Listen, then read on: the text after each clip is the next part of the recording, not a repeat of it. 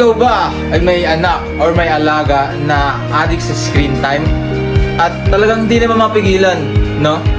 Pero huwag kang mag-alala. Kailangan mo yan dapat pigilan habang bata pa. Kailangan ay makontrol ang kanilang oras o di kaya ay bigyan mo sila ng konting oras lang hanggang sa mawala ng kanilang screen time, no? Pero kailangan din nila ng tulong mo. Dahil yung mga screen time na wala sila ay kailangan mong mawala din ng screen time para makapaglaro sila at hindi ma-addict at hindi kung ano-anong natututunan ng mga bata o ng mga pamangkin natin galing lang sa screen time, internet at anumang games kagaya ng batang ito. Ayan, so kaya Mandy, tama na yan. Approve. So hindi ka nag-iisa, kasama mo ako hanggang dulo, ikaw at ako. Hindi ako si Ate Charo, ako si Bunyemaru. Alright, see you guys.